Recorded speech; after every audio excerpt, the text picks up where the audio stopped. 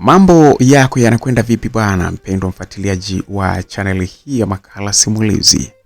Sisi bwana tuko fresh, mambo yanaenda poa bwana. Tunakushukuru sana kwanza kwa jinsi ambavyo unavyoendelea kwa pamoja na sisi we kama shabiki. Unajua tunaenjoy sana tunapokuwa pamoja. Sometimes shout out kwa wale wote ambao wanafuatilia kila simulizi tunayoiweka hapa, wanakuwa wako pamoja na sisi. Hongera pia kwa wale wote ambao wanaamua kucomment, kulike, kushare. Haisesi kwamba tunakaa hatufahamu jinsi ambavyo mlivyo na support kwetu, hapana. Tunafahamu kabisa. Kwa hiyo tunapenda sana sisi kama makala simulizi kuwapongeza sana kwamba mna share. Kwanza mnasikiliza simulizi zetu, alafu mna share, mna like, mna comment. Lazima tuwashukuru sana ndugu zetu. Asante, asante, asante sana.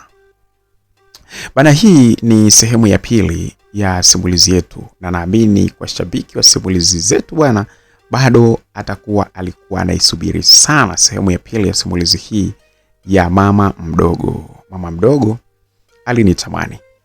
Karibu sana katika sehemu hii ya pili, na ninayekuletea simulizi hii bwana ni mimi BHB wa makala simulizi. Nikiongea neno moja tu hapo nikukumbushe kwamba kama wewe ni mgeni katika channel yetu hii ya makala simulizi, basi bonyeza neno ambalo limeandikwa subscribe liko chini ya video hii ili uweze kupata simulizi hii mwanzo hadi mwisho. Lakini pia utapata simulizi mbalimbali ambazo kila wakati tunakuwekea hapa. Okay? Basi karibu tuweze kuendelea katika sehemu hii ya pili. Basi bwana msikilizaji, tukawa tumefika pale bwana kwa dada Linda. Dada Linda akaniambia, "Hebu tuingie ndani kwanza. Alafu tukimaliza ndipo tutatoka sasa nikufundishe mpaka umalize ujue kabisa." Aliponiambia mimi kuhusu kumaliza kwanza nikasema sijui anamaanisha tumalize nini. Nikasema lakini sawa. Basi tukaingia ndani mimi pamoja na Dalinda. Dalinda pale alipokuwa anakaa palikuwa ni pa sehemu nzuri sana. Nilikuwa sijui kama amekodisha au ile ni nyumba yake, nilikuwa sijajua bado. Lakini kulikuwa na parking nzuri, tukapaki gari pale. Then tukaingia ndani. Pale sikuona mtu mwingine anayekaa. Sasa sikutaka kukagua pengine kwamba sio vyumba nani anakaa au nini, hapana. Mimi nilikuwa nimeconcentrate katika upande ule ambapo yeye alipokuwa ananielekeza, twende huku, kaa hapa basi. Tulipofika pale bwana akaniambia, "Sasa ngoja nifanye utaratibu hapa. Tule chakula kabisa. Alafu ndipo twende nikaendelee kukuelekeza sasa, nikufundishe mpaka ujue kabisa, ili ukishaweza vizuri nikukatie leseni kabisa uwe dereva. Natamani sana siku moja uwe unaniendesha mara kwa mara." Nikamwambia basi sawa. Dalinda pale akaanza kuandaa vyakula pale. Anaandaa vitu vya kwenda kupika pale. Mimi niko nimekaa pale. Kidogo akaniambia, "Njoo huku." Akanichukua ili twende upande wa jiko. Akaniambia, "Kaa hapa bwana." Dalinda alikuwa yuko fresh sana, yani style anavyozungumza na mimi, yani utahisi tunafahamiana kitambo. Akaniambia, "Hivi Godi, unajua kwamba marafiki sijui huwa wanakuaje? Kwa mfano mimi na wewe, imetokea tu nimekuelewa, nimekupenda. Sasa angalia sasa hivi tuko wote hapa ndani. Sijui hata inaanzaje. Hivi unaelewaga?" Mimi mwenyewe hata sielewi yani. Mimi mwenyewe nashangaa niko ndani kwako. Alafu tumefahamiana tu yani juju. Ndio hivyo, yani sijui ikoje. Sasa nikikwambia kama huyu boy huyu ambaye ulo muongea naye muda ule. Yupi? Huyu ambaye alikuwaga mpenzi wangu. Tulikutana katika hali ya mazingira fulani tu. Tukaanza kubembelezana huku na kule, tukajikuta tumependana. Lakini sasa alichonikorofisha ni hapo kwenye kuja kutoka na rafiki yangu. Alafu rafiki yangu naye basi tu ndio hivyo, sijui na yake tuna kishu gani. Ana mpenzi wake, na huyo mpenzi wake ana kazi yake nzuri tu. Unajua yuko pale masijara pale. Ana kazi yake nzuri tu na analipwa vizuri. Lakini bado akaona kana kwamba eti sijui wa kwake ni hamtoshelezi au vipi. Akaona akitoka na kwangu ndio itakuwa vizuri. Wanawake sijui tuna matatizo gani. Sasa sijui aliyemwanza mwenzake ni rafiki yangu au aliyemwanza ni huyu mpenzi wangu ndo alimtongoza mwenzake. Mimi sijui. Lakini ninachokijua ni kwamba wameshare tendo siku nyingi. Msikilizaji, Danani pale alikuwa anaongea huku akiwa anakanda unga. Alikuwa anataka apike vitafuno kwa sababu bado ilikuwa ni asubuhi fulani hivi. Anakanda unga pale. Anatengeneza vitafunwa. Nikamwambia ise. Akaniambia yani bwana mimi nina tabia yangu moja tu. Yani bwana Godi, mimi mwanaume nikishakuwa ninapendana naye nikampa moyo wangu wote. Alafu akija kunifanyia kitu ambacho sikutegemea kama angeweza kunifanyia. Na mimi kwa kweli hapo kwenye kuchiti. Kwa sababu mimi ninapokuwa na mwanaume huwa siwezi kumchiti. Sasa iweje yeye anichiti bwana? Kwa nini anichiti? Kwa nini? Kwa nini yeye anichiti yani? Sasa mimi mwanaume akinifanyia jambo huwa nachukia. Huwa namwaga mazima yani. Sasa hata huyu unajua anahangaika sana hapa kwamba pengine ataweza kurudiana na mimi, lakini haitawezekana yani. Mimi sasa hivi nisha move on kabisa, simtaki tena. Kwa hiyo dada Dalinda, hapa wewe unakaa na nani hapa? Hapa unakaa mwenyewe? Hapa mimi bwana nakaa mwenyewe. Mtu ambaye aliyekuwa anaweza kuja hapa kutupige story ndio huyo. Zaidi labda shoga yangu au rafiki yangu mwingine kwa dharura sana ndo alikuwa anakuja hapa nyumbani, lakini mimi hapa nakaa mwenyewe. Mtoto wako yuko wapi? Nilijua tu utauliza. Godi, unaniogopa? Kweli mimi nina mtoto, tena mtoto wangu sio mmoja. Na watoto 2. Ila wako huko kwa bibi yao kwa sababu sikupata na huyu kingwendu huyu. I call him kingwendu kwa sababu namuona kama ni mchekeshaji tu. Asiyejua kupendwa, asiyejua mapenzi ni kitu gani. Mwanaume anayejua kupendwa hawezi akawa na chiti. Eti anamchiti mwanamke kwa rafiki yake huyo mwanamke. Wewe unafikiri ni mtu anajielewa huyo? That's why I call him kingwendu. Unaona, sasa mimi watoto wangu wapo huko kwa bibi yao, lakini hata hivyo hawakai na bibi yao moja kwa moja kwa sababu wako shuleni. Kipindi cha likizo ndo wanakuja kwa bibi yao, wanakaa pale, then wanakuja kunisalimia, au mimi labda kama nimeenda kule na mimi nikiwa likizo naenda tunakaa nao kule kama hivyo. Na sometimes pia naombaga ruhusa naenda kuwatembelea kule shuleni. Na kwa kifupi niko karibu sana na wanangu. Ninachojali sana ni walipie kila kitu, wakimaliza warudi kwa bibi yao kwa sababu nikisema nikaa nao hapa bana, kazi zetu hizi kuna wakati unakuta unapelekwa mazingira mengine ya mbali, mara research, mara nini, mara seminar. Kwa hiyo unakuta wanakuja hapa afu wanakosa ile care. Alafu sasa mmoja wa kike mmoja wa kiume. Huyu wa kike ndo mkubwa. Anaweza akaanza tabia za ajabu hapa ukashangaa sio vizuri. Si unajua Godi? Kweli. Ni wakubwa tunalingana. Hapana wewe mbaba bwana. Mimi wakuzaa mbaba kama wewe. Ni huyu mmoja wa kwanza na miaka 13. 13 ndio. 13 no, sasa hivi ni 14 ndio kwa sababu alizaliwa mwezi wa 3 ndio. Ana 14. Hawajapishana sana. Huyu mwingine naye ana 12. Lakini niliwawahisha shule sana kiasi kwamba sasa hivi wote wako sekondari. Kweli bwana, kwa sababu ukiwaleta hapa wakikaa mambo yanaweza yakawa mambo hapa ukashangaa wanaanza tabia mbaya.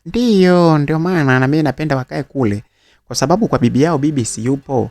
Bibi babu pale wakakutana na wajomba pale. Kwa hiyo usalama unakuwa ni mkubwa zaidi kuliko wakikaa na mimi. Nikiwa kazini wanakuwa nyumbani wenyewe. You never know. Watoto wanahitaji kutake care sana. Kweli Dalinda.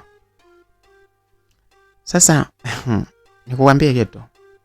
Naambia dada yangu. Mimi bana nataka nipike. Unapenda vitu vya mafuta, nisije ngakupikia vya mafuta afu ukaona kwamba si namna gani tena. Hebu niambie, nikupikie vya mafuta mengi au kavu?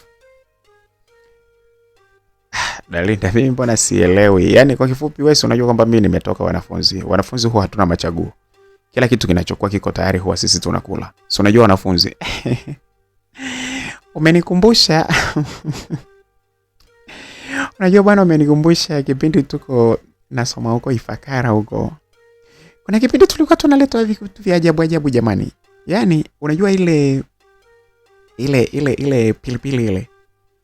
Pilipili ile inatengenezwa nyingi sana. Alafu inawekwa dagaa. Dagaa wale wanakaangwa na ile pilipili inakuwa chungu. Alafu sasa muda ukila chakula labda ugali au makande, eti unaomba unawekewa. Inakuwa chungu sana, alafu tunaita appetizer. Inakuwa ni nzuri, tulikuwa tunaipenda. Sasa bana nilipomaliza, nimeanza kujitegemea, nikawa ninataka sasa nile tena. Jamani nimeona sini mavitu gani? Yaani ndio hivyo, yaani ukiwa mwanafunzi bwana mama kila kitu kizuri yani. Kweli bwana, lakini sasa wewe ushamaliza wanafunzi. Sasa hivi sio vizuri. Unabidi sasa hivi wewe unachagua jamani. Ndio hivyo, lakini sasa mimi bado naona nina zile asili za wanafunzi bado. Basi umenirahisishia, lakini nitajitahidi nikutengenezea vitu vizuri. Naamini utapenda. Nitashukuru sana. Basi bwana Dalinda pale akawa anaendelea kutengeneza vitu kwa anapiga story. Dalinda ana story wewe. Hata ukikaa na yeye hata uchoki. Anapiga story sana pale, akaanza kuoka vitu vya kuoka pale. Hapo kuna kule akaanza kuchemsha nani, akawasha jiko lingine pale la gesi, akaanza kuchemsha maziwa. Huko na kule mimi namcheki tu, akawa anaandaa vitu pale. Nikamwambia Dalinda, mbona wewe hata unitumi rafiki yangu? Wewe ni mwanaume bwana, mimi siwezi ngakutuma. Mimi hapa nafanya vitu vyangu mimi mwenyewe. Kwani unaona kuna vitu nashindwa hapa? Hapana. Labda tu si umenichungulia wewe. Alizungumza hivyo Dalinda baada ya kukuta kwamba alikuwa amepiga kigauni fulani hivi cha mikanda. Sasa ni kifupi, kinaishia juu ya magoti. Kwa hiyo kumalizia akawa amefunga mtandio fulani hivi. Unajua ile mitandio fulani hivi ina picha ya pundamilia. Inapenda kuwa na pundamilia au twiga. Basi alikuwa ameufunga kama ule. Lakini wenyewe walikuwa ameufunga kwa juu kiasi kwamba ulikuwa haujafika sana, haujapita magotini. Sasa ukawa umefunguka. Walipokuwa unaachia ndo akawa ananiambia, umenichungulia. Wewe yani utakufa macho wewe. Alipozungumza vile niliona aibu. Nikainamisha kichwa changu chini nikamwambia tu hamna bana, hata sijaona. Muone usione wewe. Tena wewe ila bana, ngoja nikwambie kitu. Unasikia Godi? Niambie. Godi bana, tuache utani wote bana. Unajua napiga story zote hapa nazunguka, lakini mimi nikwambie tu kweli bwana. Hebu niambie. Bana mimi napendezwa na wewe bwana. Uongo dhambi bwana. Mimi nikwambie ukweli, mimi nimekupenda sana. Nimekupenda tena. Kweli? Kweli. Wewe nakupenda kama dadangu, si unajua tena. Wewe dadangu, kwani naona urafiki wangu na wewe ni mzuri sana. Umechangamka, unapiga story. Yona nifanya nisijisikie kuondoka. Unajua hadi nasahau kuondoka kwenda nyumbani. Sasa utaondokaje bwana, na wakati nimekwambia tunapika afu tuna issue yetu ya kwenda kujifunza gari bwana, utaondokaje? Ndio hivyo bwana, lakini si unajua ilikuwa sio ratiba wakati naondoka nyumbani. Sawa bwana, hebu niambie. Mimi bwana napenda urafiki wetu uwe zaidi zaidi ya marafiki. Zaidi ya marafiki unamaanishaje? Ndio niwe driver wako? Hilo la driver achana nalo, hilo lipo tu. Hilo si ukimaliza pale na kukamilishia kila kitu. Ila sasa nataka uwe zaidi ya rafiki yangu. Dalinda, wewe bana utaendelea kuwa rafiki yangu. Msikilizaji, mimi niliongea pale kwa kuruka pale kwa sababu nilikuwa nikiogopa sana kwamba Dalinda sija kaanza kuongea mambo ndio sivyo pale. Alafu nilikuwa namuonea aibu kwa sababu ni mkubwa kwangu. Yaani kimtazama na mlinganisha na kina Mwalimu Marieta, Mwalimu nani. Lakini bwana mtu wa kike mkubwa ni mkubwa tu bwana. Hata kama kiwa wa kike kuna kitu fulani ka ziada anakuwa anako kwenye ujanja wa akili. Akarusha naye akaniambia, "Okay. Anyway, tutajua tunafanyaje bana. Sasa najua ulikuwa unatamani nikutumia, naomba nisaidie kubeba hii chupa basi." Nikamwambia sio kwamba nitapasua. Upasue wewe mtoto. Ukipasua sasa si bahati mbaya. Nikaishika ile chupa ambayo ilikuwa na maziwa bana. Tukatoka pale tumeongozana, yakawa amebeba ile beseni ambalo alikuwa amebeba vitafunwa. Alipika vitu mbalimbali pale. Inanukia hatari yani. Unajua mimi pale natamani yani kuvila vikiwa bado viko jikoni mdau anapika. Tukaongozana, nikamwambia wapi sasa twende kule.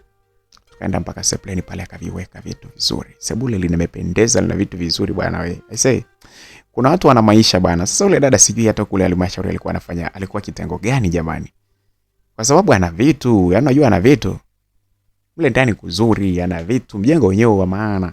Sasa sikujua kama ulikuwa wa kwake au vipi, lakini tu hata kama alikuwa amekodisha, ili mradi anakaa pale, basi lazima kwamba alikuwa kodi yake sio ya kitoto. Basi bwana tukaingia pale ndani, akaanza kugawanya vitu pale, tukana mikono nini, akaanza kutenga pale vitu. Akaniambia kula hizi hapa. Pia akachukua kama vinani fulani alikuwa amepika. Mimi sijui ni viite vimandazi au vinini yani. Sio vikauka gani bwana, vitamu lakini kichizi yani. Akachukua kama viwili hivi, akachukua na sambusa, akaweka pale kwake. Alafu mimi kwangu akanijazia kichizi yani. Kumaliza lakini nikaona kama aibu, lakini nikasema kwa sababu ameniwekea, siwezi kumwambia simalize asije akapunguza hapa. Au nikamwambia simalize afu mwisho wa siku nikamaliza. Nikasema hapa mimi naukula ubuyu. Hivi ngoja tuendelee. Na vila zote mpaka nitashangaa. Akinisema kwamba nakula sana atajua mwenyewe. Basi bana pale tukaanza kula. Yeye anakula taratibu sana. Mimi pale bana mimi kula taratibu ni ndo kitu ambacho kilichonishinda. Yaani mimi bana kati ya kitu kilichonishinda ni kula taratibu. Nikawa naokota ile sambusa mara ishike, aichane mara kule ndani angalie swidini, mimi nikichukua nairushia mdomoni yote tu pale, afu anaongea na mtazama tu. Ni tamu isee, unatamani kuimeza tu yani ukila ukitafuna. Basi akaanza nipigisha story. Ana story? Aisee, dada Linda ana story. Ana story akaanza kuniambia, hivi kwa mfano, eti wewe nikuulize. Hebu niambie. Godi, kwa mfano ukiwa na mpenzi wako wewe, afu unakuta huyo mpenzi wako amekuchiti na rafiki yake, yani rafiki yako wewe. Si wewe wa kiume hapo, Godi? Sasa mpenzi wako wewe kwa mfano, alafu amekuchiti, amekuja kwa rafiki yako wewe wa kiume, afu ametoka naye. Hivi afu akaja kukuomba msamaha, unafanyaje? Itategemea bwana. Itategemea nini? Wewe niambie.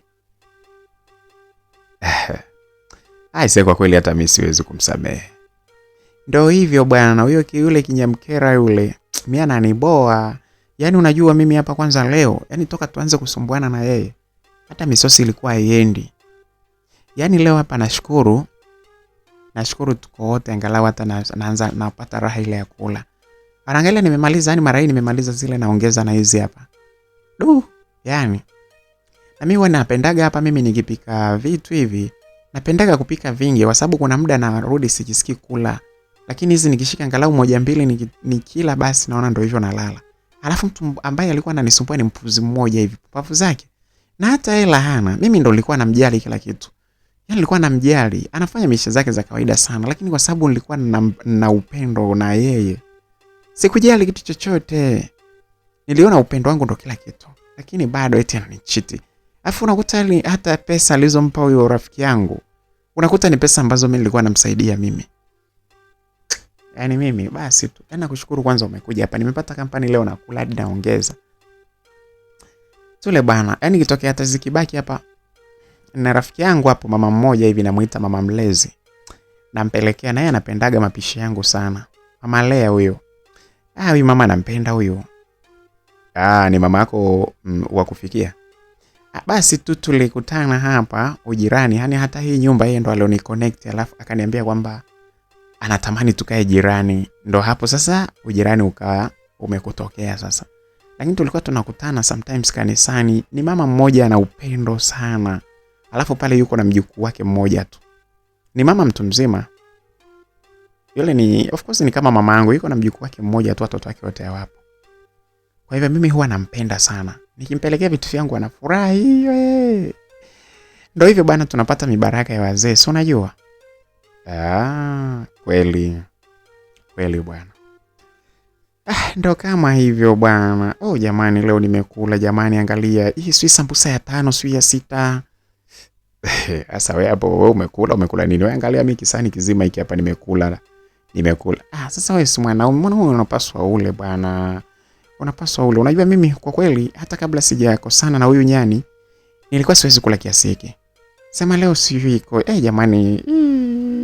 Au nikukodisha wewe unakaa hapa nyumbani niweze kula jamani. Unajua wewe ni story zako na mimi zinaenda jamani. Msikilizaji, tuliendelea kupiga story nyingi sana mimi pamoja na Dalinda. Ilikuwa ni shangwe burudani. Sio yeye tu. Kiukweli hata mimi nilijisikia raha sana. Kidogo ngashangaa simu yangu ikiwa inaita. Unajua hapo muda ulikuwa umeenda. Shaenda hapo ngoma 5, saa 5 na madakika. Tulikuja pale mapema. Kwanza ilikuwa saa 6 kasoro dakika 18. Ya. Saa 6 kasoro 18. Tumetoka mazoezi ni sweet hili tumekuja pale. Story anavyopiga na hali ya hewa iliyoko pale ndani. Hamna baridi wala joto. Story za kutosha. Amewasha TV, ameweka sauti ya chini kabisa. Tunaangalia kama picha tu. Story kwanza pale hata ingekuwa juu ingekuwa inatupigia makelele tu. Basi tukastorika pale. Simu yangu ilipoita kuiangalia, alikuwa anapiga muda ule alikuwa ni mama mdogo. Nikaangalia ngasema kitu hii hapa. Ngasema sui nipokee, sui niache. Nikaiangalia, akaniambia, pokea simu. Nikamwambia, mama mdogo huyu sijui ataniuliza nini. Sasa umpokelee bwana, mpokelee mama yetu. Nikaishika ile simu nikaipokea. Mama mdogo. Hivi wewe uko wapi? Si nilienda mazoezini mama. Mazoezini mpaka sasa hivi. Ina maana hujui kama mimi niko nyumbani au? Hebu njoo huko bwana. Mazoezi mpaka sasa hivi. Kuna sehemu nitapitia bwana mama mdogo, kwa hiyo nitachelewa kidogo. Yaani utachelewa zaidi ya hapa? Mimi nimekwambia usipitie uko unaposema upitie. Naomba uje nyumbani sasa hivi. Wewe mimi nimekuja, ina maana hujanimiss wewe. Mama mdogo nimekumisi vibaya mno, lakini sasa sio kuna sehemu nimepitia na kuja huko tunapiga story mwanzo mwisho. Unaniboa bwana. Hebu njoo huko bwana. Haya mama mdogo nakuja. Pale akakata ile simu. Dalinda akaniangalia akaniambia, ila mama mdogo wako nawe anakupenda. Nikamwambia kweli bwana, mama mdogo ni kama tumekuwa pamoja japo yeye ni mkubwa. Lakini tumekuwa pamoja hivi, amenifundisha kusoma na nini.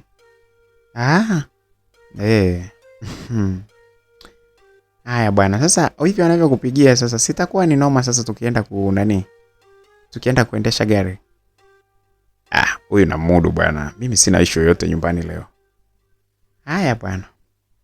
Basi bwana msikilizaji, tukala pale tukamaliza vizuri. Akaniambia sasa inabidi tuende kwenye gari au unasemaje? Nikamwambia poa, ndio inabidi tuende sasa. Sasa tuende, sasa inabidi ukaoge kabisa ili utoke vizuri. Twende tukaoge basi. Tukaoge. Twende. Unaniogopa kuoga na mimi? Hapana, sasa lakini si wewe ni yani tuoge bafu moja muda mmoja. Godi bwana, hebu acha mambo yako bwana. Hivi Godi mbona unakuwa hivyo?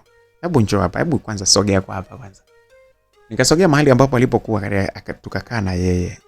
Dalinda akaniambia, Godi, ninajua sana kwamba wewe hapo lazima uniogope kidogo. Na vitu ninavyokuambia unashangaa sana kwa sababu mimi ni mkubwa kwako.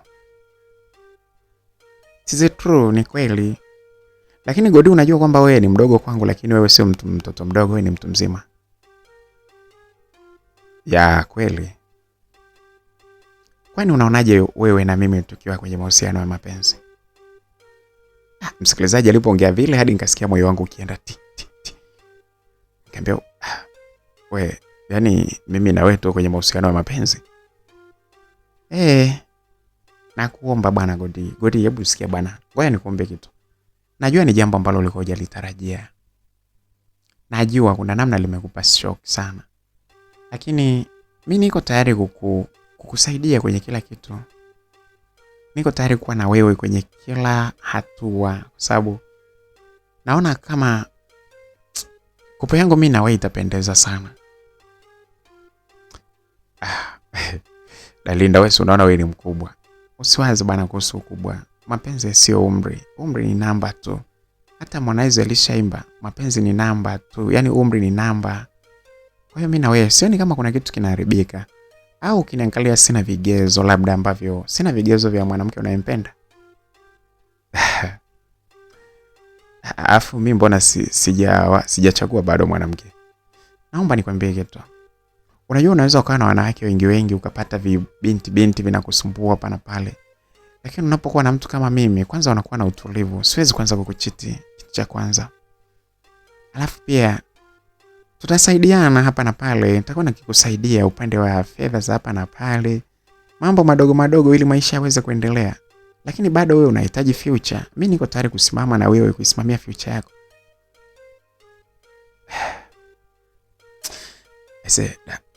Dalinda bwana, mimi bwana kwanza si unanitania au uko kwenye masiara? Oh no. Please Godi. Niambie dada. Hebu elewa kwamba mimi ni mtu mzima bwana ninajielewa. Siwezi ngakuletea masiara kama haya. Au unataka nikufanyie nini mpaka uamini kwamba mimi nakupenda wewe na nahitaji niwe na wewe? Mpenzi wako aisee akimkirudiana itakuwaje? No. Siwezi kurudiana na yule nyani. Yule mbwa siwezi kurudiana naye. Ni bora nikae single hata kama ukinikatalia wewe. It's better to be single kuliko kuwa na mtu kama yule. Yale ni matusi makubwa aliyonifanyia. Of course, kwanza tuachane hebu na yeye kwanza. Nakuomba basi unikubalie ombi langu. Nakupenda sana. Wewe ni mwanaume ambaye nisemeje? Kama ungeniwahi mimi wewe, tungekuwa tunalingana miaka hiyo. Ningeolewa na wewe na nisingeachana na wewe milele. Mimi nakupenda wewe bwana. Basi nifanye tu basi mshangazi, potelea mbali. Si mnatuitaga mashangazi, basi nifanye mshangazi niwe na uwe wangu tu. Msikilizaji, unajua mimi nilishindwa kitu cha kumjibu pale. Wakati naendelea kufikiri pale, aibu sasa inanijia pale alivyoniambia. Akasogea karibu yangu, akanipigia busu pale. Akanikumbatia pale na kuanza kuninyonya midomo yangu. Nyie. Hivyo vitu mimi sijavizoea. Sijazoea mambo kama hayo. Dalinda ana mwili mzuri wa mazoezi na ni mzuri kiukweli. Lakini age, umri. Akaniambia bwana twende tukaoge pamoja bwana. Twende bwana. Kama unaona mimi nakukosea naomba unisamehe, ni upendo tu bwana. Twende basi. Vua hapa. Akaanza kunivua ile t-shirt yangu pale, akavua na pale. Nikaa nimebaki mimi na boxato pamoja na vesti. Akaniambia twende hizo utafutie kule. Wakati nataka kunyanyuka hivi, akavua na ile vesti. Nikabaki na boxato tu. Akachukua pale, akaniambia twende. Tukatoka pale, tukaelekea bafuni. Yeye akawa ametupia ule mtandio pale, akachukua taulo kule ndani. Alafu tukawa tunaondoka sasa, amebeba taulo, amevaa kile kigauni chake kile kifupi cha kuishia juu hapa. Ndio tunaenda zetu wapi? Tunaenda zetu bafuni. Tukaanza kuoga. Bafu liko ndani kwa ndani pale. Tukaoga pamoja isiwezi amini. Bwana, alikuwa amebarikiwa kitabu kikubwa kichize yani. Kitabu ni kikubwa. Afu mimi pale ndo kama vile yani nateseka tu asubuhi hadi kila siku. Sijawahi kusoma kitabu bwana. Nikamwangalia pale nikasema usinidanganye. Tumeanza kuoga hivi ile amejaribu ndani hivi kuinama ili kupokea maji. Haraka sana pale mimi nikamvamia. Ananiambia wewe. Msikilizaji, pale tulianza mechi iliyochezewa pale bafuni. Cheza mechi nzito sana mimi na Dalinda. I say Dalinda alikuwa ni mzuri bwana. Sio mzuri tu wa mwili, lakini alikuwa ni mzuri pia wa mambo. Alikuwa anajua. Sasa mimi mambo mengine mimi sijui. Unajua yeye ndo ananielekeza. Kuna vitu ananifanyia najikuta kwamba mimi nazidi kupandisha ile stimu zile za kufanya ule mchezo zaidi. Tukamaliza pale. Akaa mimi nikaa nimefunga magoli mawili haraka pale. Nifunga magoli mawili pale kwa sababu mimi bana yule ndo kama chanzo changu yani. Ukiachana na zile ambazo zinanitokea tu nikiwa nimelala. Ile ndo kama mechi yangu ya kwanza rasmi ile. Tukatoka pale tukaenda zetu mpaka pale akaniambia sasa twende kwanza chumbani. Tukafika kule akatoa kipakiti fulani hivi cha box akaniambia hizi box kweli zililetwa hapa kwa ajili yako kwa kweli. Naona ni za kwako tu sasa hivi. Kwa nini ulikuwa umemletea nani? Ni huyo mshenzi ambaye nilikuwa namjali kwa kila kitu mpaka nguo za ndani nilikuwa namgea namnunulia, lakini ndo kama hivyo. Alitoa kipakiti kizima cha zile boxato zile za Calvin Klein. Akatoa pale akaniambia hapa bana utavaa hizi nyingine watakuja kuzikuta hapa. Alafu pale kuna shati. Unajua bwana, kuna shati ile pale utavaa. Nikashangaa kumbe bwana pale ndani kuna pamba bwana alikuwa amechukua zingine hizo kwa ajili ya huyo jamaa yake. Ndo akawa ananigea mimi ataniambia hizo utavaa. Lakini naomba kwanza unipeleke kwenye kilele cha mlima Kitonga mara moja kwanza. Alafu ndipo tuende sasa, ukivaa hizo ukimaliza ndipo sasa tutaenda kule kwenye kuendesha gari. Akamwambia basi poa, hamna shida. Pale tukaanza sasa kupeana mambo pale. Mambo huku na kule, tukajitupia kwenye kitanda. Huku na kule tukafanya yetu pale. Nikamkuta bana akiwa anapokea mishindo yangu vibaya. Alionyesha kunielewa sana Dalinda. Akaniambia nakushukuru sana. Na kiukweli nimeona kwamba wewe una ubora zaidi ya mara 5 kuliko hata huyu mshenzi. Na ndio maana nasema siwezi kumkumbuka tena. Nimekukubali sana wewe, nimekubali, nimeipenda show yako. Naomba ujisikie kwamba hapa ni kwako. Au kama unapenda nikuache nikugee na wewe funguo. Muda ukiwa unazunguka huko ukipenda, wewe unakuja tu kupumzika hata kama mimi sipo. Wewe nikamwambia Dalinda hapana wewe. Wewe jamaa anaweza akaja akanikuta hapa afu mambo yakawa sio. Akaniambia aje hapa. Akija hapa yule pale, yani akithubutu kuja hapa, nampa kesi ya wezi alafu yani hataamini na macho yake. Wewe mimi nataka nikupe funguo. Ukizunguka huko unaweza ukaamua tu kuja, ukitoka mazoezi ukaja ukapumzika hapa, ukala, ukafanya nini, ndipo ukatoka. Ukijisikia kulala unalala. Jisikia hapa ni nyumbani kwako. Hebu kuwa huru. Unajua nini Godi? Unapokuwa huru wewe hapa, ndipo na mimi najisikia kwamba naye mtu utakuwa unazidi kunifariji sana kila wakati. Msikilizaji, wakati tunaendelea tuko pale, tushamaliza pale sasa tunataka twende bafuni sasa, kwa sababu muda ule tulienda bafuni afu badala ya kuoga tukajichafua. Yaani badala ya kuoga tukawa tumejichafua. Tunataka sasa twende bafuni tena. Simu yangu ikaita tena. Kuangalia ni Mamdogo, nikampokelea. Mamdogo. Hivi wewe wanafanya nini huko, lakini mbona unanitesa moyo wangu lakini? Njoo bwana huku. Wewe unajua kwamba dada yupo leo. Njoo bwana hapa. Msikilizaji, sauti ambayo aliyoitumia Mamdogo kuniita ilikuwa ni sauti fulani hivi. Mpaka Dalinda akaniuliza baada ile simu kukata, kwani huyo Mamdogo wako ni nani wako nje ya Mamdogo? Nikamwambia Mamdogo wangu kabisa, ule tumbo moja na mama. Mbona anaongea kama anaongea na nani wake? Au ndo mshaamua kwamba haya mambo hayana ndugu? Nikamwambia mna bana we. Mamdogo wangu yule tunaheshimiana sana yule. Kweli. Lakini vyovyote itakavyokuwa, akiamua kama ataamua kuwa na mkamwana wake mimi, sawa tu. Fresh tu. Tutakuwa pamoja, mimi hata sina noma, utajua mwenyewe huko. Mimi ninachokutaka ni wewe tu.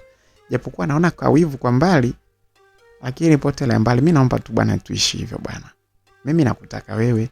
Utajua mwenyewe. Ukijichanganya kwa mama yako mdogo utajua mwenyewe, lakini mimi niwe na wewe tu. Naona kwako ndo na faraja sana. Kwanza twende bafuni bwana, tusichelewe. Tunapaswa tuendeshe gari. Yaani nakwambia mpaka nataka nikufundishe kupanda milima na kila maeneo, yani ujue. Kesho uwe unaniendesha, ibaki ile leseni tu. Nikamwambia basi poa. Tulitoka pale tukaenda bafuni pale tukaoga vizuri, akanikausha maji vizuri kabisa pale Dalinda. Bwana we, hapo nahudumiwa bwana kama nimeoa vile jamani. Mpaka namaliza pale nikasema kumbe kwa raha sana Najua ninapozungumza hapa kwa mtu ambaye ameoa ananiambia baba, hayo mambo unafanywa mwanzoni tu, baadaye haufanyiwi hivyo. Bwana mimi sijui bwana, wewe mambo yenu huko mliooa mtajua. Mimi ninachojua Dalinda alikuwa ananifanyia kila kitu bwana. Basi tukajikausha pale vizuri, akanikausha vizuri safi. Tukaenda kule. Nikabadilisha nguo bwana mwanzo hadi mwisho, kwa sababu mimi mwenyewe mwili wangu ulikuwa ni mkubwa tu. Alafu nafanya mazoezi. Kwa hiyo nguo zile ambazo alizokuwa amemnunulia huyo mshikaji wake zilikuwa zinanitosha vizuri. Na zilikuwa ni mpya kabisa, hakuna nguo ambayo ilikuwa imevaliwa. Kuanzia boxer pale nikavaa dini jinsi kali zile. ZDO nzuri zile. Nikapiga pale nikapendeza bwana wewe. Natoka pale uweze amini bwana, nimetokelezea vibaya mno, kishati kikali. Ananiambia afi kishati kimekukaa kuliko hata mtu ambaye nilikuwa nimemnunulia. Hebu cheki hapo kifuani palivyokaa. Hiyo ndo raha ya kupata mwanaume wa gym jamani. Sio mwanaume unakula tu unaumuka tu unafutuka unajamba tu. Shenzi zake. Cheki sasa ulivyopendeza. Mwanaume si ndo huyu? hebu kaa hapo bwana, kwanza tupige picha wote kwanza. Tupige selfie la maana. Basi Dalinda pale naye akiwa ametokelezea amependeza pale. Hapo amepiga kigauni chake cha kuishia njiani hivi. Hapo ndo tunapaswa twende akanielekeze hapo bwana. Akipandisha hivi unaona kitaiti jinsi kilivyofunga hapa juu. Basi tukapiga selfie pale, akaniambia safi. Afu wewe nitataka nikubadilishie simu. Simu wewe sio wa kutumia simu kama hii. Ni nzuri sawa, lakini hapana. Hii hapana, uwezi ukatumia Samsung ya aina hii. Hii bana, hii jamani kila mtu anayo. Samsung 05 kila mtu anayo, hapana. Nataka uweze kutumia simu ambayo nitakayokuletea mimi. Niambia basi sawa. Kwanza sio sawa, yani leo tunavyoenda hivi ndo tunaenda sehemu na kuchukulia simu. Nikamwambia basi poa. Msikilizaji, tukatoka mimi na yeye pale bana, tukaenda kupanda gari kuendesha. Huko na kule ananielekeza. Bana, hapa unafanya hivi. Ukifika kwenye mlima mkali kabisa, ukikuta kwamba uliona kwa mfano gia zinasumbua sana, basi unapiga hii hapa. Unakanyaga clutch afu unaweka gia hapa, afu unachia mafuta kwa speed. Unachia hivi. Basi akawa ananielekeza vitu vingi sana pale. Ukitaka kurudi reverse rudi hivi, lakini wakati unaangalia side mirror hizi usishindwe kuangalia, lakini kama ni vitu ambavyo unataka kuangalia katikati, tumia zaidi hii hapa yako hapa kwenye dashboard. Hapa hii hapa ambayo inamulika kule, inakuletea hapa unaona. Basi da sister yule akanieleza, Dalinda akanielekeza kila kitu. Unajua siku hiyo tuliendesha gari, nilijikuta baadaye mimi ndo ninaelewa zaidi aisee. Kwa sababu tulianza mida kama ya saa 7, ilikuwa saa 8 kasoro. Niliendesha bana gari mpaka saa 11 na madakika. Bado tu mimi naendesha, nikikosea hiki ananieleza. Tufanye hivi, anaeleza, akaniambia sasa tunapaswa tuende barabara kuu. Ukikosea kwenye barabara kuu, tumekwisha. Nikamwambia Dalinda basi tusiende leo bana. Ngoja nipate uzoefu zaidi kwenye hizi barabara za vumbi hizi kwanza. Na huku wa milima haya, alafu siku nyingine ndo tutaingia barabara kuu. Akaniambia hapana. Nilivyo kupima kwa siku hii ya leo tu uzoefu ulionao, mimi naamini kabisa kwamba barabara kuu utaweza. Ngapi sasa unajua sina leseni. Akaniambia twende bana. Wataniambia nini bana, traffic ya watu wako hapa 1500 2000 hao wanaweza kuniambia kitu hao. Twende zetu. Lakini tupite hii barabara hii kidogo, ni barabara kuu lakini haina magari mengi kama ile ya kule. Nikamwambia basi poa. Ilikuwa ni barabara kuu lakini ya kwenye mtaa. Tukaingia zetu, tukaacha barabara ya vumbi. Hapo mimi tukipishana magari hadi naaliangalia tena kwamba jikweli sijaligonga kweli. Nikawa napisha gari mpaka nataka kuingia kwenye mitaro. Akaniambia hapana. Wewe ukishaangalia hapo, ukishakuta hii iko hapa, wewe elewa tu kwamba hapa umeshapishana, sababu na yeye kule si anatanua. Nikaanza kupata uzoefu bana kwenye barabara ile. Huyo. Tukafika sehemu akaniambia sasa hapa nataka tuingie mjini kati hapo, kwanza nikuchukulie simu. Nikamwambia basi sawa. Akaniambia sasa niendeshe. Akaendesha yeye, ilikuwa ni umbali kama mita ngapi tu hivi. Tukashuka pale, tukaiacha gari pale. Wale watu wanaokatisha nani, wale wanaopiga picha wale wa nini wale, si Sumatra, si TRA wale, wakaja pale wakaanza kupiga picha gari ya Dalinda pale. Dalinda akasema achana na twende zetu hivi. Tukaenda mpaka tukafika sehemu kulikuwa na duka kubwa sana pale. Na simu akasema tu, "Bana, naomba S22 Ultra, naomba." Ekaletwa pale. Oshi ngapi? Aila 750. Okay. Sawa. Bwana wewe. Da sister akatoa pale akatoa 700 namuona pale, akatoa 700 pale kwenye mkoba wake. Sijui bwana ise ilikuwaje ise. Hali sijui wenzetu ise. Unajua mimi mpanga najiuliza mtu anawezaje kuwa na pesa nyingi hivi? Akatoa 700 na pointi pale. Alafu akaniambia shika hapa. Shika na box letu pale, tukasaini pale, kuna sehemu tulikuwa tunajaza pale kila kitu pale, ili kwamba ikitokea ikiwa na tatizo lolote tujulikane tulinunua pale. Tukajaza kila kitu, tukatoka zetu pale, tukarudi kwenye gari. Akaniambia sasa hapa wewe ndio unapaswa ugeuke, urudi reverse. Kumbuka hapa ni barabarani, kuna watu hapa na ni town. Urudi reverse alafu ugeuke, tuondoke. Pale bwana ilikuwa kashesha, lakini nikasema potele mbali. Nikaanza kupiga ile singataka kukosea bwana, ngataka kugonga vile vinani. Ngataka kugonga kibao fulani hivi cha M-Pesa. Mtu alimeweka kibao chake cha tangazo la M-Pesa pale, ngataka kukigonga. Dalinda akajipeleka akakanyaga brake yeye mwenyewe. Niambia wewe, watakustukia kwamba una leseni. Haya, hebu sogea mbele. usirudi nyuma tena. Sogea mbele. Kasogea mbele pale kidogo. Huyo nikaigeuza. Nilivyofanikiwa kuigeuza.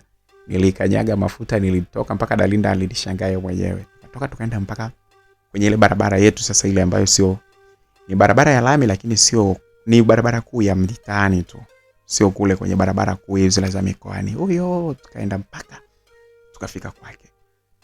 Akaniambia, "So mimi sasa umeanza kuwa mzoefu." Akamwambia, "Kweli bwana." Akaniambia, "Sasa utapaswa wewe unaendesha mara kwa mara. Tukitoka mazoezi au tukienda nikikupitia uwe unaendesha mara kwa mara mpaka uweze. Ukishazoea vizuri mimi ile leseni ni issue ya muda mfupi sana. Yaani mimi tukienda hatumalizi muda. Hata hicho chochote chenye wewe unakipata, yani wewe niache hiyo mambo. Mapema ndani ya wiki moja mambo yote utakuwa umeyapata." Nikamwambia basi bana, poa, nitakushukuru. Tulipokuwa tuko pale kwake akaniambia, "Sasa inabidi kwenda nyumbani, sasa nikupeleke au tunalala huko?"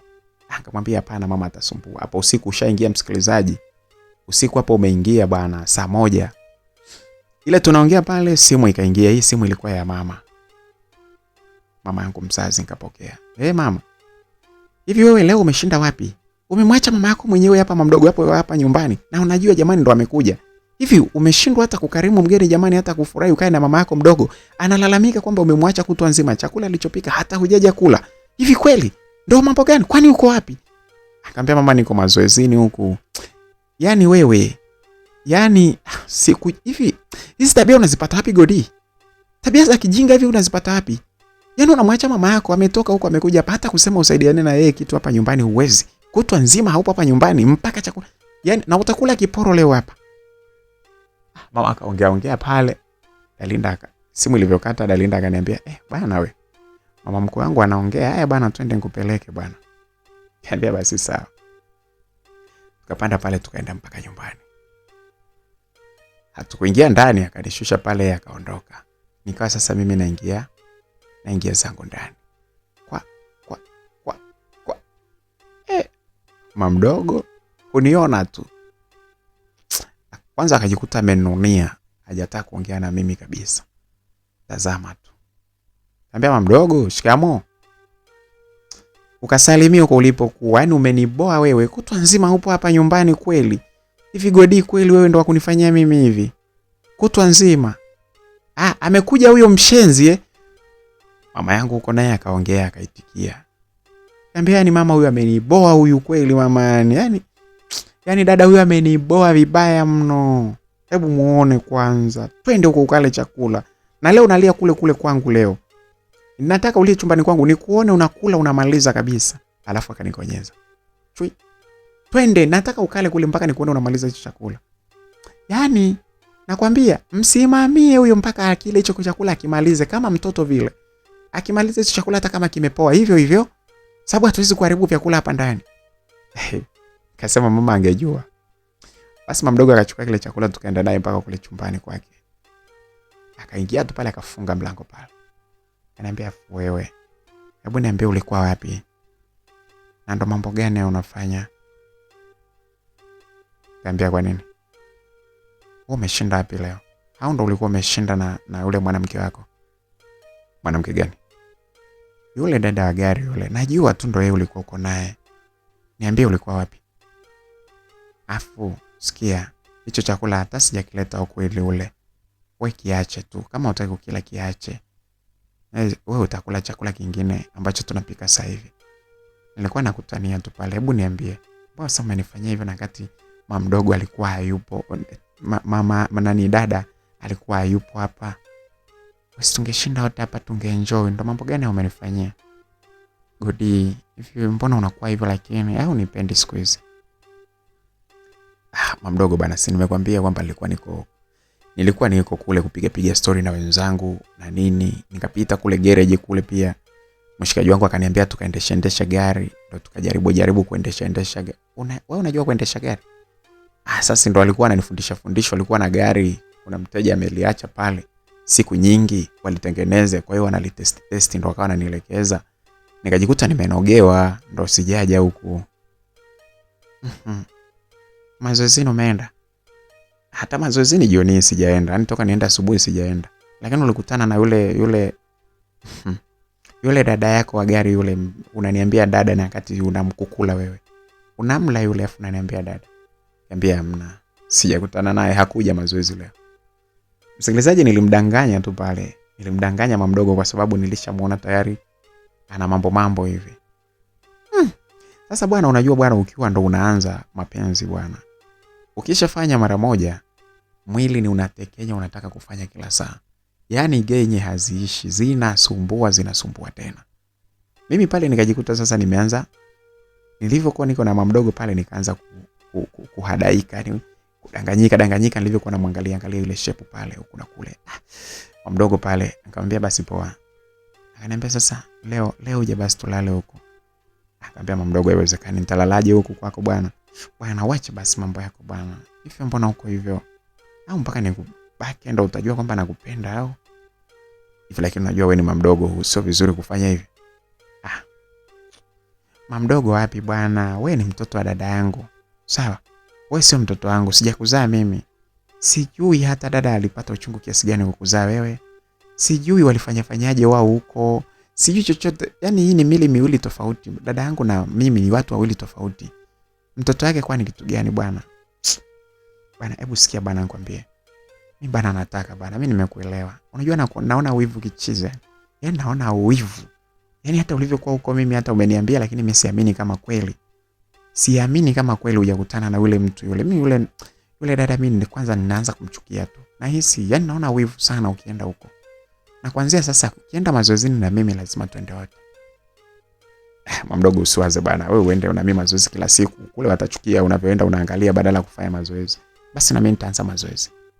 Utaweza? Naanza, kwani yule anawezaje?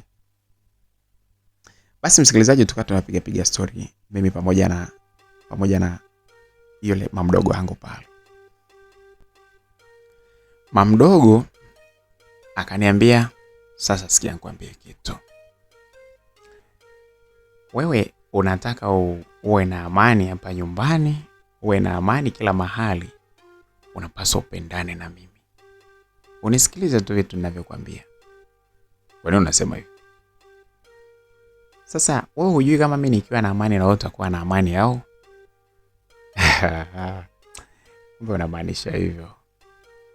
Ngajua unataka uanze kunichonchea hapa nyumbani, kunisakamizia kwamba nimekosa na nini? Hapana, sitokufanyia hivyo. Ila sasa mimi sitokuwa usipokuwa karibu na mimi sitokuwa na amani. Sasa sipokuwa na amani wewe utakuwa na amani? Ya kweli siwezi kuwa na amani. Sasa sikia nikwambie. Leo bwana uje tulale wote au mimi nitakuja basi? Unataka ulale kwangu? Mimi nataka tulale wote. Kwani upendi? Basi poa, tutaangalia itakavyokuwa basi. Basi ngoja nikamalizane na dada yangu. Tumalize kwanza kutoa vyakula tulete pale sebuleni. Akiniuliza kwamba umekula nitakwambia umekula. Lakini usisahau kumsema unakula na cha jioni, sawa? Haya poa, hamna shida. Kwani hiki ni chakula gani kiko hapa? Wewe sikia sasa nikwambie. Mimi nakula vyote. Nakula hiki hapa. Mboga nzuri hizi. Kwani nimepika nini kule? Tumepika pii. Nimepika pilau. Sasa hapa nafanyaje? Kwa nini? Nataka ni vile vyote. Sema hata hivyo na njaa, mimi ngoja nile hiki hapa. Alafu hicho huko nitakula usiku. Usiku? Sababu leo nina ratiba ya kufanya mazoezi usiku. Yaani nikimaliza kula pale nifanye mazoezi, najua mpaka inafika mida ya saa ngapi ile na kuangalia igizo lile. Tukishaangalia michezo ile mpaka kufika, afu nimekumbuka leo UEFA. Hata hiyo michezo mingine sitoangalia UEFA. Kuna ya saa 5. Sasa saa 5 nikienda mpaka mpira ule unaisha, nitakuwa nishakuwa na njaa. Kwanza hata kabla hujaisha mazoezi afu na nini nitakuwa na njaa. Basi sawa, kula basi. Msikilizaji, pale mimi nikapiga kile chakula chote nikamaliza. Angao na tumbo na fresh hapa, naweza hata kula chakula tena hapa sasa hivi. Unajua mwili wangu wa mazoezi, nilivyokuwa nafanya mazoezi, kuna muda ulikuwa unahitaji chakula sana. Lakini pia ukizingatia nilicheza mechi ya ziada kule kwa dada Linda. Kwa hiyo mwili ulikuwa unahitaji sana. Unajua bwana, ukicheza mechi za kitandani sometimes unakuwa na njaa sana. Ndivyo ilivyokuwa. Basi nikamaliza pale, msosi ulivyo pale ulipoiva wakatoa pale, lakini mimi nikasema mimi nitakula baadaye. Sawa sawa. Basi mimi nikasevia tu chakula changu pale, nikasema nitakula baadaye. Nikachukua misosi yangu nikaingia nayo kule chumbani. Katulia zangu pale, nikawa nafikiri tu mambo yangu mengi pale. Nawaza sana. Niko naendelea kutafakuri mambo yangu. Nikashangaa simu yangu ikawaka fulani hivi kuonyesha kwamba kuna message ilikuwa imeingia. Nilipoitazama ile message, ilikuwa ni ya Dalima yule niliyempa namba yangu ya simu. Nikasema wewe, Mungu wangu, mbona nini sasa? Naambia wewe, mambo. Akasema ngoja nimjibu tu hapa. Nilitaka nisimjibu lakini nikaona ngoja nimjibu. Nikamwambia fresh sister, vipi? Poa. Kimeseji chako kinavyokuja tu kinaonyesha kinatoka kwa mwanaume mzuri. Sister, nawe acha mambo yako bwana. Mimi nakwambia kweli, hebu sikia wewe. Kwanza ngoja nikupigie kabisa. Ngoja kwanza niunge kifurushi hapa cha dakika nikupigie. Nikamwambia poa. Hazikupita hata dakika 3. Nikashangaa simu hiyo hapo inapigwa. Niambie wewe mkaka mzuri. Safi bwana dadangu, kwema. Bwana sikia bwana na wewe. Mimi nahitaji tuonane. Tuonane wapi? Lini? Hata sasa hivi. Sasa hivi tutaonana wapi na wewe sasa hivi? Wewe sikia bwana, wewe mwanaume utashindwa namna ya kufanya utaratibu. Wewe njoo huku mitaa yetu tuonane. Sasa mitaa yenu huko aise bana, haiwezekani sasa hivi. Si unajua mimi nishaingia ndani sasa hivi, mimi siwezi kutoka sasa hivi, afu baadaye kuna mechi. Sasa kama kuna mechi si ndio ungesema kwamba unaenda kuangalia mpira? Mimi sometimes naangaliaga mpira hapa nyumbani, hawezi wakanielewa. Mama huwa hapendi sana nikitembea usiku, anaogopa. Haya bwana. Sasa tutaonana lini? Mimi nataka uje bwana. Au mimi nije huko? Amna, tutakutana tu njiani, hamna shida. Bana, acha mambo yako bana, usijifanye bwana na wewe. Unajua mimi kweli nakuhitaji. Umekuwa mzuri kweli, mimi natamani tu hata ningekuwa niko na wewe hapo. Na hicho kifua chako wewe mtoto jamani. Mbona utaniua dada yako jamani? Nikuwe kwa sababu gani? Sicho kifua chako. Unajua nimekiona kifua chako nimekipenda tena. Yaani hebu afu usiniambie kwamba hujui bwana. Wewe ni mtu mzima bwana. Mimi nahitaji kweli ukanipe service. Bwana mimi sijui bwana. Yaani wewe bwana unavyojifanya hujui. Hebu sikia bwana. Kwani wewe hapo hujawahi kufanya wewe? Dalima bwana, mimi sijui bwana, mimi nikujibuje bwana. Unajifanya wewe, basi mimi nitakufundisha. Yaani unaringa au sababu umekuwa mzuri? Au sababu wewe ni mzuri ndio maana unaringa sana? Wewe subiri, kuna siku ikitokea na wewe ukitaka ya kwangu, nitakuringia kwa sababu sasa hivi nataka ya kwako unaringa. Mwana kutania bwana, siwezi kukuringia. Mimi siwezi kukuringia. Yaani mimi ukiniambia tu sasa hivi hapo, yaani hata kama ni njiani nakupa. Yaani nainama hapo nakupa. Msikilizaji, nikaona sasa hizi stories zishakuwa nyingi. Nikamwambia basi sasa sikia. Kuna mtu anakuja hapa anataka tuzungumze. Tutaongea basi baadaye. Kwenda zako huko. Yaani tumeongea kidogo hivyo tu. Nikamwambia basi nitakupigia basi. Ole wako uache. Muone basi tuchate basi bana na wewe baby wangu. Mungu wangu, nikasema nishakuwa baby. Kimoyo hapo ngambia basi poa. Akata ile simu. Nikatafakari nikasema hivi, kwani mimi nina kitu gani? Mbona mimi nilikuwa nateseka sana kutafuta mademu? Yaani nilikuwa sina mwanamke, mimi naamka tu wewe umedinda tu alafu hakuna mtu yeyote wa kumfanya. Sasa mbona wanakuja wengi kiasi hiki? Mbona wanajikusanya wengi hivi? Yaani mama mdogo anataka mimi, Dalinda mimi, Dalima mimi, kumbe sui nani yule tena mimi. Akasema jamani, hao watu vipi hawa? Basi bwana mimi nikatolea zangu pale, nikawa na chat na yeye taratibu afana nisifia tu. Umejitengeneza, kifua kimekuwa kizuri mbaba wewe. Mimi sitakubali kwa namna yoyote ile uninyime. Yaani kwa namna yoyote ile. Ikibidi nitakwendea hata kwa babu. Basi kawa natuma emoji za kucheka, tunacheka. Yaani kwa babu kisa tu eti anataka koni yangu eti aniendee kwa babu. Nikasema bwana hebu achana naye bwana. Basi bwana mimi nikatulia zangu pale. Muda ukawa umeenda hapo, nilikuwa nasubiri hapo. Ilikuwa ni mechi siku hiyo, kulikuwa na kuna mechi ya nani? Ilikuwa ni Arsenal. Alikuwa na timu gani ile bwana, nimesahau siku ile bwana. Ilikuwa ni robo finali. Arsenal sikumbuki na nani UEFA hiyo. Basi bwana mimi nikatoka zangu pale, nilivyoona muda umefika kama saa 4 hivi nikasema hii ni mida ya kwenda kuangalia uchambuzi pale. Pale ndani niangalia uchambuzi. Nikatoka zangu pale nikaenda kule sebleni. Muda huo napo mama walikuwa wameshaenda zao chumbani huko, wanaangalia michezo yao mbalimbali kule wanayoitaka. Mama sio mpenzi sana wa mpira, hata baba sio kivile. Basi akaenda zao kule, wakawa wako chumbani wanaangalia michezo yao. Sijui bana ni michezo tu na au walikuwa wanacheza hata wao wenyewe, mimi sijui. I don't know and I don't care about them. Something I know ni kwamba mimi nilitoka chumbani nikaenda zangu sebleni pale. Mamdogo naye muda ule alikuwa yuko chumbani kwake. Alivyosikia nimeenda pale, nimeanza pale tumeanza kusikiliza uchambuzi, natazama uchambuzi hapa na pale. Wanaonyesha magoli mengi aliyefunga sui Saka, sui kipindi hicho, sui dini, mambo mengi wakawa wanaonyesha pale. Nikawa mimi natazama tu, nikaenjoy sana walipokuwa wanaonyesha rekodi moja hivi ya Didier Drogba miaka hiyo. Akawa goli alilokuwa amelifunga kwenye UEFA. Chelsea ilikuwa inacheza na timu gani ile pale? Basi kuna goli fulani lilifungaga hivi la kichwa hivi, alilihangaikia sana. Akaja kufunga ile goli la kichwa. Nikawa nimefurahi sana, nimependa, ngasema baba huyo wa Kiafrika huyo. Nikajikuta nimepiga kelele.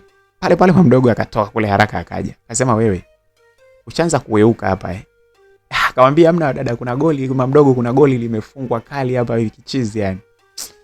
Goli? Akasogea karibu akaniambia goli limefungwa. Wewe mbona hutaki kunifunga goli? Kaambia mdogo, shanza mambo yako. Sio nishaanza mambo yangu. Tena hao wamelala. Yaani leo nitakunyonya hiyo midomo wewe mpaka ukome, kwa sababu unajifanya kwamba unaniringia. Kwanza mdogo akanivamia pale na kuanza kunyonya midomo yangu, akanyonya midomo yangu. Bana mimi niliweza kupata raha pale, ikabidi na mimi nianze kunyonya pale. Tukanyonyana midomo vibaya mno. Pale yeye akiwa amesimama, mimi nimekaa kwenye sofa. Swala la kuangalia kwenye TV hapo tushaliacha. Nyonya midomo yangu, ngasema mdogo huyu.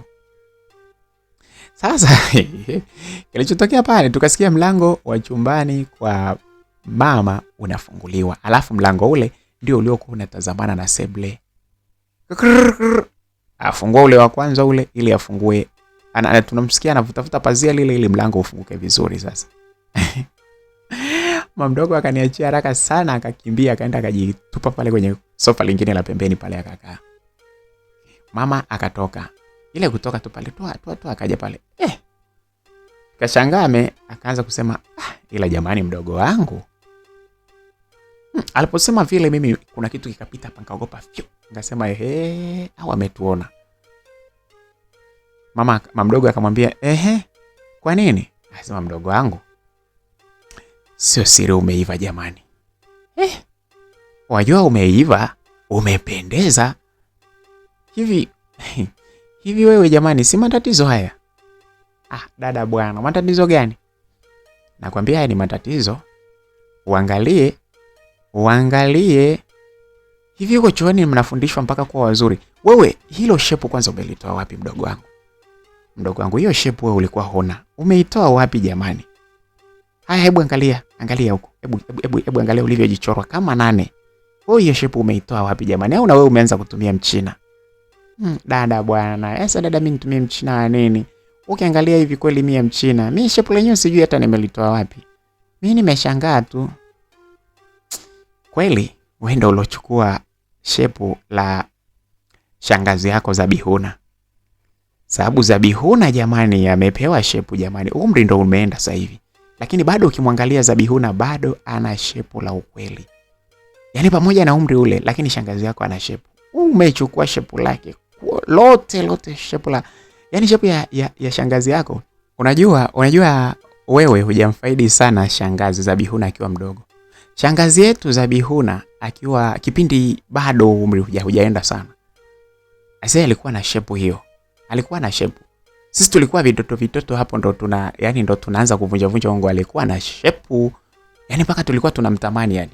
Tulikuwa yani haumkuti. Sasa nyinyi mmezaliwa shangazi yule shangazi kidogo umri. Hata kipindi mnazaliwa wewe bado shangazi alikuwa bado yule. Sema sasa mpaka unakuja kuwa mkubwa wewe. shangazi yetu ndo kama vile umri umemtupa mkono. Nakwambia umependeza. Sasa hapo changamoto ya shepu yako hiyo ni hapo kwa wanaume, watakusumbua wewe. Hutajua mwenye anayekutaka kiukweli ni yupi, anayetaka kukua kweli ni yupi, mwongo ni yupi, hutajua hapo. Yaani dada wewe, dada sasa kwani mimi nilikuwa hivi lazima wanaume wanitake? Oho. Unajifanya tena mtoto kwamba wanaume watakuona hivi ulivyo afu wakuache. Kwanza wewe isingekuwa ni mdogo wangu wa tumbo moja, nisingekuruhusu hata kukaa na mimi hapa. Ungeniibia mume. Basi alivyoongea vile wakacheka pale, mimi pale nikawa kauzu kama sitaki kusikia, yani sitaki. Yani kana kwamba mimi sipo, sababu yule sasa mama mzazi sasa. Sijui na yeye alijichanganya hakujua kabisa kwamba niko pale. Au alijua alijichanganya tu, alisahau kwa sababu alishaniona. Nikala poza akasema, dada umeanza tena. Haya yaishe bwana. Godi yuko hapa. Tusiongee zaidi. Basi bwana, lakini haya bwana. Hadi unajua nimepiga story tena hadi nimesahau nilikuwa nimetoka kufuata nini. Okay. Nilikuwa ninaenda kule kuangalia. Nimeingiwa tu na mashaka kama gesi tumezizima vizuri au vipi. Hebu ngoja niangalie. Si unajua yale mashaka yanakuja kwamba gesi hujafunga. Ngoja niangalie. Dada nawe, gesi tulifunga kabisa muda ule. Ngoja tu nihakiki.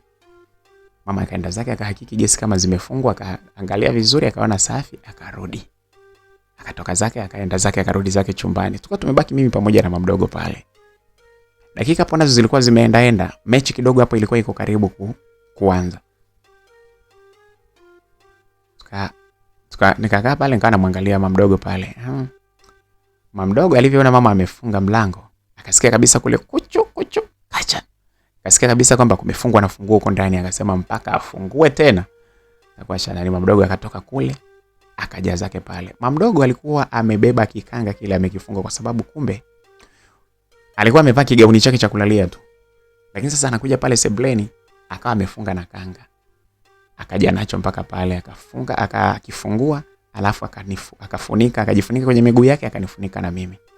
Mkono wa mamdogo akaanza kupeleka taratibu kule, kuelekeza huko kwa babu huko. Akaanza kunipapasa pale. Mungu wangu jamani. Hata nilivyokuwa naangalia ile mechi, mbona nilichoka. Mechi nikawa naitazama tu ile mechi pale. Lakini mechi nilikuwa sielewi hata kinachofanya. Mamdogo anajua kushika na kupinya vizuri. Alikuwa anashika mwanzoni juu. Baadaye akaingiza mkono kabisa sasa. Akaingiza huku na mimi muda huo nilikuwa nimevaa track. Sababu nilishabadili nguo hapo. Nimevaa track yangu hivi, akaingiza mkono kwa ndani. Akaishika pale. Pale ndo nilijua kwamba kumbe haya mambo bana hayana cha dada, mamdogo au nani. Na ndio maana wazazi wetu waliamua kwamba kutenganisha chumba cha watoto wa kike na chumba cha watoto wa kiume. Walijua kabisa kwamba mkikaa pamoja na mshakuwa watu wazima, lolote linaweza likatokea bila kujali kwamba nyinyi ni ndugu. Na ndio maana nafikiri wakaamua kutenganisha hizo mbanga, kwa na huyu wa huku, huyu wa huku. Mamdogo aliendelea kunichezea pale. Akili yangu ilikuwa inaniambia kwamba that's not good. Sio kitu kizuri kabisa. Lakini sasa kutokana na jinsi alivyokuwa anafanya, kuna namna nilikuwa nahisi jambo zuri sasa. Yaani pale ni kama akili mbili zinapishana. Kutokana na kinachofanywa unaona fresh, lakini ukitafakari kwenye akili unajua kabisa this is wrong. This is not good. This is wrong and very bad. Nikawa sasa hivi pale nimetulia, tunaendelea kunadii pale. Napata raha fulani hivi. Lakini kama nikakemea nikasema hapana, haiwezekani. Hebu ngoja nishika ule mkono wa mamdogo nikautoa, nikamwambia mamdogo, acha bana. Ananiambia wewe, mbona nikata bwana? Kwanza na wewe mkono wako ulipaswa uwe huku. Akanishika mkono wangu akanipeleka kuweka kule kwa bibi. Bwana wewe. Sasa mimi pale unajua nilikuwa na advantage moja kwa sababu tayari nilikuwa natoka kwa dada Linda. Na kwa dada Linda nilikuwa nimeshapata kila kitu. Kwa hiyo kidogo kwenye kuweza kujizuia, nilikuwa na uwezo wa kujizuia kidogo. Sasa sijui mamdogo alikuwa na pepo gani jamani, mamdogo wangu yule. Akawa na haba sisitiza, anaondoa mkono, anafanya hivi. Tuka sasa ni kama purukushani hivi. Ikabidi ni Muhammad City. Nikamhama siti nikaenda kukaa sehemu nyingine. Akataka kuja, nikamwambia wewe. Akaja hivyo hivyo. Alipokuja pale akaniambia, hebu tulia, mbona unakuwa hivyo lakini? Mbona unakuwa mshamba hivyo? Nikamwambia bana, tulia basi tuangalie mpira baadaye. Baadaye. Akaniambia mpira wapi bwana? Baadaye bwana, baadaye. Usinisumbue basi naangalia mpira, ukinisumbua sasa napiga kelele mama aje. Yaani wewe mjinga wewe. Yaani dada aje kwa sababu ya ujinga kama huu. Nikamwambia sasa kumbe na wewe mwenyewe unajua ni ujinga sasa. Si utulie sasa.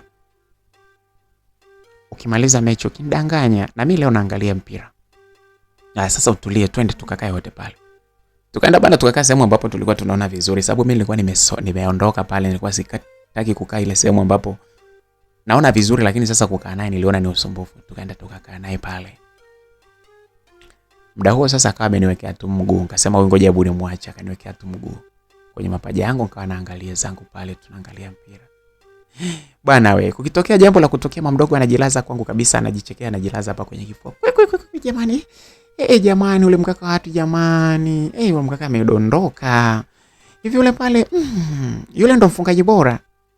Nakwambia hapo ananiuliza hivyo, mtu mwenyewe aliyekuwa amedondoka unakuta ni beki. Kajua kumbe mama mdogo haelewi chochote, yani mfungaji bora wapi bwana. Namwambia tu vingine namwambia hapana, vingine Mama mdogo bana hakuacha bana. Siku hiyo ilikuwa ni ya moto hapo ndani nakwambia. Yaani mpaka siku ile ilikuwa ni ya moto nakwambia. Mpaka ile mechi kipindi cha kwanza kinaisha, nilikuwa niko hoi binti, nilijishindwa nikasema hapa sitaweza kuvumilia tena mama mdogo. Mama mdogo nimekataa vya kutosha, lakini mama mdogo hapa what is going on? It say will be I say hapana. And the next ni jambo la hatari. Kitu kinachokwenda kutokea ni hatari mama mdogo. Siwezi kuvumilia tena. Nilikuwa nimetoka kwenye hali ambayo yani mama mdogo wangu huyu bwana. Sijui ni kitu gani ambacho huwa kinapelekea. Labda kwa wewe msikilizaji unaweza ukanieleza. Ni kitu gani ambacho kinaweza kumpelekea mtu ambaye unajua kabisa ni mtu wa heshima kwako, lakini ukajikuta kwamba una fall in love kwake. Mtu ambaye kwa kawaida ulipaswa umheshimu sana. Unajua mimi nishapata story moja hivi. Sijui nishai kukwambia msikilizaji, sijui. Lakini ilikuwa ni kwamba ni mtu na mama yake afu alikuwa amefall in love vibaya mno. Unajua ku fall in love? Yaani vibaya mno. Yaani wamefall in love vibaya. Yaani unaelewa? Kwamba mama mzazi anamtongoza mwanae vibaya sana.